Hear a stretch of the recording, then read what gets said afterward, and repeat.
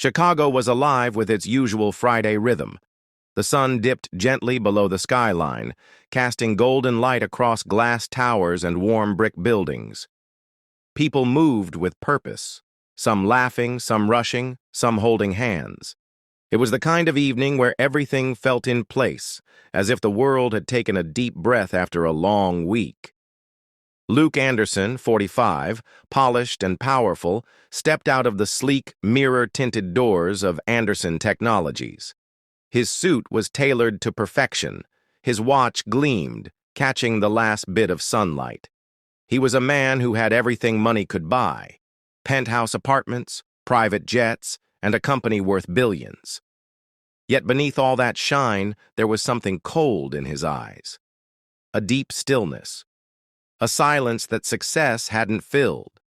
As his driver pulled the car around, Luke reached for his phone, ready to check messages from international investors. Another dinner, another deal, another evening that looked impressive from the outside but felt empty within. Then he saw her. At first, she blended into the background, a child sitting on a wooden bench near the sidewalk, her small frame nearly swallowed by the shadows of the tall buildings around her. The only thing that caught his eye was her blue dress, a vibrant pop of color in a gray city street. He paused. Something didn't feel right. She wasn't playing, she wasn't laughing, she wasn't even moving. Luke squinted, lowering his phone. Her dress was lovely, like it had been carefully chosen for something special. Her shoes sparkled in the fading light. Her light brown hair had been brushed with care, pulled back with a pink ribbon that fluttered gently in the breeze. But her face, her small, fragile face, was stained with tears. Luke's heart skipped. He had seen business disasters. He had survived scandals. But this? A child alone, dressed like a dream and crying like the world had collapsed? It pierced something in him that hadn't been touched in years. He walked over, slow and uncertain, like he was approaching a moment that could not be undone. "Hey there," he said softly, crouching so he wouldn't tower over her. His voice was warm, careful, the kind you'd use with a bird you didn't want to scare away. "Are you okay? Are you lost?" The girl didn't flinch. She looked up slowly, her cheeks damp, her lips trembling. She was about 7, small hands, big eyes, and a look that didn't belong on someone so young. It was the look of disappointment, but deeper, like she had expected something beautiful and been handed only silence. "No," she whispered, voice so small he had to lean closer. "I'm not lost." Luke nodded gently. "All right, that's good. But what are you doing out here alone?" She held something in her hand, a crumpled piece of paper. She didn't hand it to him, just held it like it was the last thing she had. Her fingers clenched it tight. Then came the words, the ones that made Luke's heart falter. "It's the father-daughter dance tonight, and I don't have a dad." Silence. Those 8 words changed the shape of the evening. They didn't scream. They didn't beg. But they carved into him, sharp and clean. Luke blinked, but he couldn't look away from her. For the first time in years, the CEO, who had controlled empires and signed billion-dollar deals, was speechless. The little girl sniffled. "I got all dressed up. My mom helped me. She even curled my hair. But she had to go to work. She said I could still go to the school. Maybe one of the teachers would dance with me. But it wouldn't be the same. It's not the same." Luke's throat tightened. There was something in her voice that reminded him of himself, of long ago, of a time when he had felt alone, too. "What's your name?" he asked softly. "Emily," she replied, brushing her sleeve across her cheek. Luke stood there for a moment, struggling to steady himself. He looked down at his phone where his driver was calling. His luxury car sat waiting. The restaurant, the meeting, the investors, none of it mattered now, not compared to this. "Emily," he repeated, trying to smile. "That's a beautiful name." She looked up at him, hopeful, curious. "Emily," he said again, this time slower, his voice more certain. What if you didn't have to go alone?" Her eyes lit up slightly, like someone had turned on a light inside her. "You mean Luke took a breath he didn't know he'd been holding. What if I took you to the dance? The pink ribbon in her hair fluttered again as she sat up straighter. You'd do that, even if you're not my dad? Luke smiled gently, his voice steady now, warm like the sunset behind them. I may not be your dad, Emmeline, but I can still be someone who cares. And right then, under the golden sky of a spring evening, something shifted, not just in Luke, but in the air itself. For the first time in a very long time, Luke Anderson was exactly where he needed to be. Her name was Emily. Just 7 years old, yet already carrying the kind of silence in her eyes that grown-ups too often ignore. The kind that isn't loud or dramatic, but quiet, constant.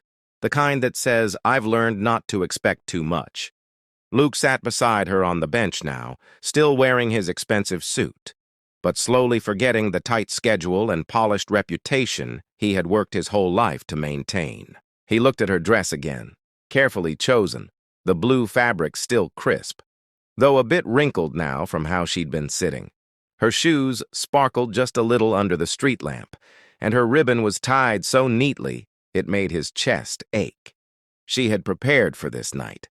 Someone had taken time to make her feel beautiful, even if only for an hour. Your mom helped you get ready? He asked gently. Emily nodded. She works at Rosie's Diner. She said she could take her break and curl my hair before she left. She even found this dress at a thrift store. Luke glanced down at the flyer still in her small hand. It was crumpled now, but readable. Father-daughter dance, Lincoln Elementary, 7 p.m. tonight. The edges were torn. The ink had smudged from her tears. I kept thinking maybe he'd show up, she said, almost more to herself than to Luke. Maybe one day I'd just see him standing there, and he'd say he was sorry for being gone. Luke swallowed the lump in his throat. He didn't know her father, but he knew absence. He knew loneliness. And suddenly, every late night spent alone in a penthouse, every holiday with just staff and silence, came rushing back. Do you ever ask your mom about him? He asked softly. Emily shrugged. Sometimes, but it makes her eyes sad, so I stopped. Luke turned to her fully now, no longer seeing just a child. He saw something more, a symbol of all the quiet pain children carry when grown-ups leave without answers. He had no children of his own, no family left, and no one waiting for him. But at that moment he felt responsible for the tears on her cheeks. I almost went home, she whispered. But I thought maybe I could just watch through the window, just see the other girls dancing with their dads. But that made it worse. Her voice cracked on the last word. Luke noticed her fingers trembling slightly. I didn't want to feel left out, she said, but I didn't want to cry in front of anyone either. Luke's hands clenched slightly, not from anger, but from realization. This little girl had accepted disappointment as normal, and no child should ever feel that way. For a moment he didn't speak. The city moved around them. Cars honked, lights flickered, laughter echoed from a nearby cafe, but in that little pocket of the sidewalk, it was just them, just a lonely girl and a man who had spent years building walls around his heart. He let out a breath, then said softly, Emily, how would you feel if I took you to the dance? She froze. Her eyes slowly lifted to his, disbelief written in every tiny movement. Her lips parted, but no words came at first. Really? She finally whispered. Luke smiled, not the business smile he wore for cameras or press, but something softer, something real. Yes, he said, really. But I don't even know you. I understand, he said with a nod, but I'm not asking to take your dad's place. I don't want you to feel alone tonight. And maybe, just maybe, I need this too. Emily blinked, trying to read his expression. She seemed to sense he wasn't just being kind for show. There was something unspoken in him, too. Some sadness she couldn't name but could recognize. They were two different people carrying the same kind of emptiness. A long pause followed, like the universe itself was waiting for her answer. Okay, she whispered, but only if you pinky promise. Luke chuckled quietly. That's serious business. She held out her tiny pinky. He linked his to hers without hesitation. I promise. You won't be alone tonight. She stood up slowly, smoothing her dress. For the first time in a long while, she smiled, a small, shy smile that made Luke's heart ache in the best possible way. "You're tall," she said, eyeing his height. "You're brave," he replied, kneeling so she could fix the crooked tie on his shirt. It was such a simple moment. No crowd, no applause, no audience. Yet something sacred passed between them. Not father and daughter, not strangers. Just two souls who needed each other, even if just for one night. And as they walked side by side down the sidewalk, her hand in his, Luke understood something for the first time in years. Love isn't always about blood. Sometimes it's about showing up when it matters most. The soft sound of music and chatter echoed from inside Lincoln Elementary's gymnasium as Luke and Emily approached the double doors. They could hear the upbeat melody of a classic father-daughter song, the kind made for spinning dresses and shoes that click on polished floors. Emily clutched Luke's hand just a bit tighter, her tiny fingers curled around his with the kind of trust only a child can give so quickly, completely, honestly, without fear. The gym doors opened wide as a volunteer parent swung them for incoming guests, and instantly the pair was met with a wave of bright lights, colorful balloons, streamers, and dozens of people dancing, laughing, and snapping pictures with their daughters. For a brief moment, everything seemed magical. But then, the whispers began. A few heads turned, then more. The music didn't stop, but the energy shifted. Luke, tall and sharply dressed in a designer suit that clearly didn't belong in a school gym, stood out like a spotlight in the dark. Beside him, little Emily, with her handmade thrift store dress and glowing smile, looked proud, but also nervous. She had never walked into a room with so many people staring at her. "That's not her real dad," someone muttered under their breath, just loud enough for others to hear. "Why is he even here?" asked another, peeking over a group of dancing parents. "Is that Luke Anderson, the tech guy?" whispered a man near the snack table, recognizing the CEO instantly. A few parents pulled out their phones, pretending not to record. One mother, gripping her daughter's hand, moved aside sharply, as if Emily carried something contagious. "Stay close to me," she told her child in a hushed tone, loud enough for Luke and Emily to hear. Emily looked up. Her excitement wavered. Her lips parted, her hand relaxed in his, and a flicker of doubt clouded her face. "Do they... not like you?" she asked, her voice soft and small, the question too big for her age. Luke looked down at her delicate, hopeful eyes, her perfect pink ribbon, her trembling fingers. He'd seen shareholders rage, investors panic, rivals stab him in the back, but this cut deeper.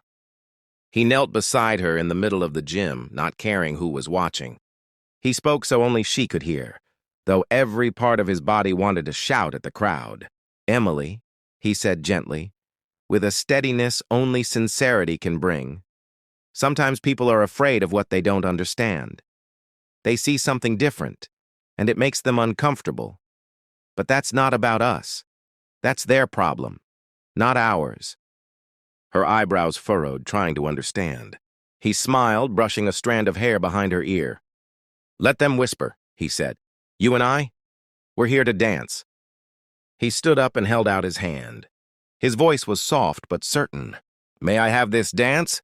Emily's smile came back slowly. Not the big one from earlier, but a wiser one. A knowing smile. She nodded. "You may." The DJ's voice echoed, "All right, folks, next up. This one's for all the proud dads and their brave daughters." Luke led her to the center of the floor. The lights above shimmered in soft pinks and golds.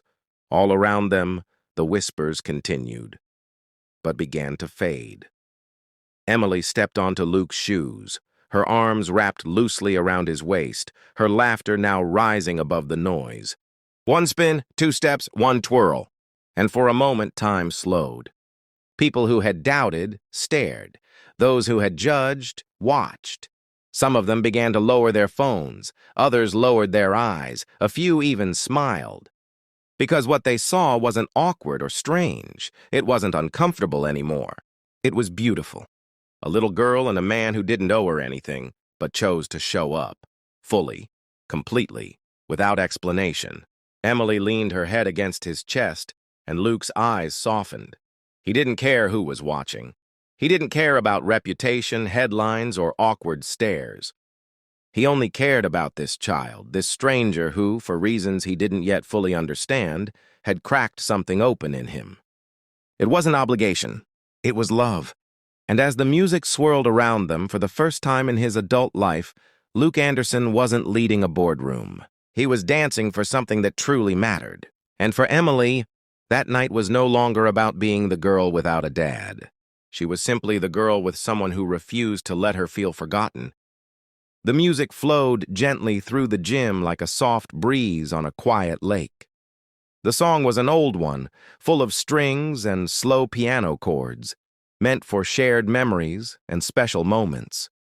As it played, Luke and Emily moved gracefully across the dance floor, unaware of how completely they had changed the mood in the room.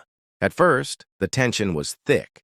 Parents whispered behind napkins. Kids paused mid-step. Teachers exchanged uncertain glances. The man in the expensive suit and the girl in the blue thrift store dress didn't look like they belonged. But slowly, that changed. It began with Emily's laughter, bright, free, unfiltered.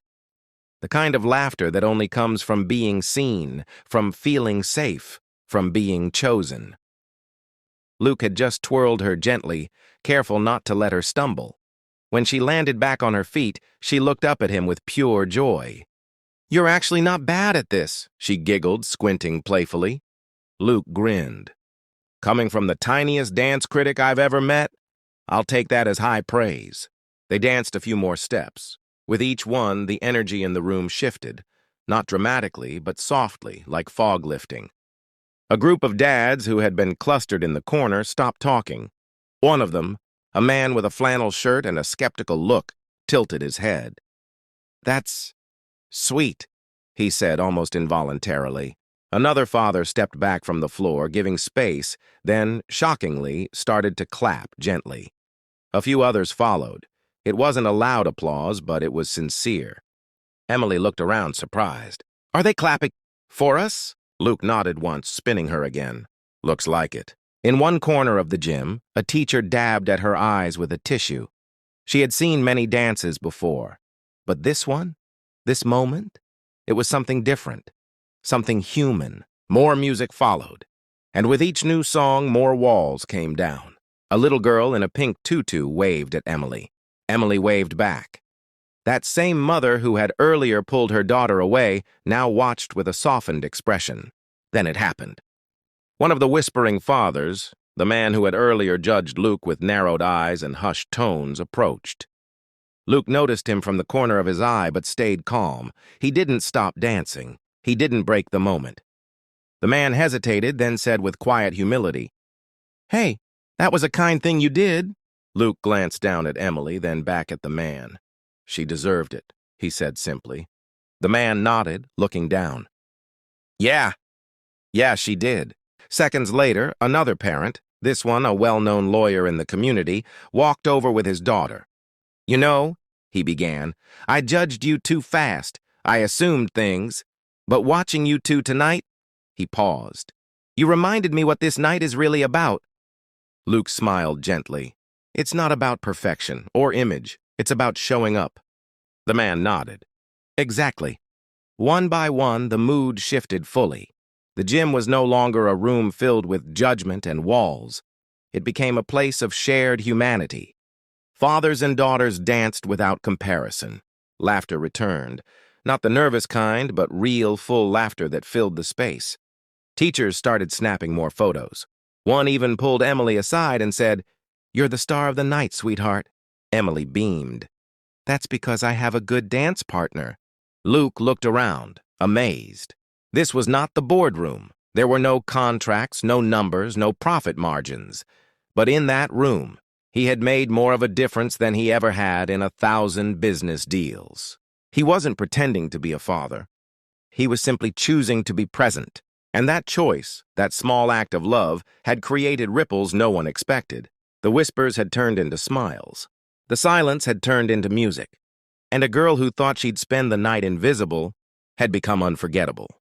Later that night, Emily's mom arrived at the school, breathless and worried. When she saw Luke with her daughter, she froze. "Who are you?" she asked, startled. Luke stood up. "I'm just a man who had the honor of dancing with your daughter tonight." Emily hugged her mom tight. "He made me feel special." Her mom looked at Luke, tears filling her eyes. "No one's ever done something like that for her." Luke smiled gently. "Sometimes, all it takes is showing up." The principal came over and said, "This will be a story our students never forget." News of the dance spread across the city by the next morning. Social media posts, photos, and videos of Luke and Emily dancing went viral. But Luke didn't care about fame.